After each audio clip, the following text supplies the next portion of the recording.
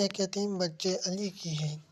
رمضان کا آخری دن تھا اور پورا شہر عید کی تیاریوں میں مصروف تھا۔ بازاروں میں رونق تھی، بچے نئے کپڑے اور جوتے خرید رہے تھے اور ہر گھر میں خوشبودار پکوان تیار کیے جا رہے تھے، مگر علی کا دل بجھا سا تھا۔ علی ایک یتیم بچہ جو اپنی دادی کے ساتھ ایک چھوٹے سے کچے مکان میں رہتا تھا۔ اس کے پاس نہ نئے کپڑے تھے اور نہ ہی جوتے۔ وہ چپ چاپ گلی میں کھڑا ہو کر بچوں کو خوشی سے کھیلتے دیکھ رہا تھا۔ دادی نے اس کے سر پر ہاتھ رکھا اور کہا، بیٹا، اللہ ہر کسی کو خوشی دیتا ہے، صبر کرو۔ علی نے مسکرا کر دادی کو دیکھا، مگر اس کی آنکھوں میں اداسی تھی۔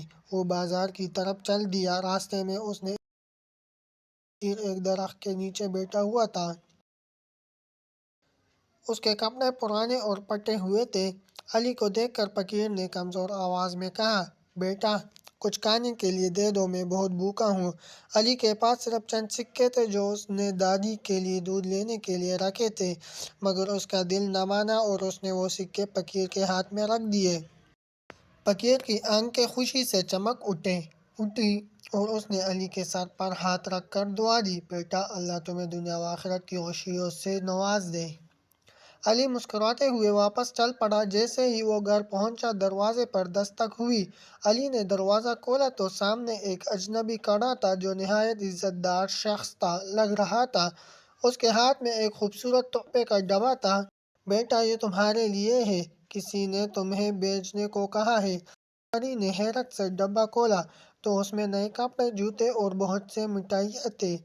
اس کی خوشیوں کا کوئی ٹھکانہ نہ تھا۔ وہ بھاگتا ہوا دادی کے پاس آیا اور بولا، دادی دیکھو، اللہ نے ہمیں عید کا تحفہ دیا ہے۔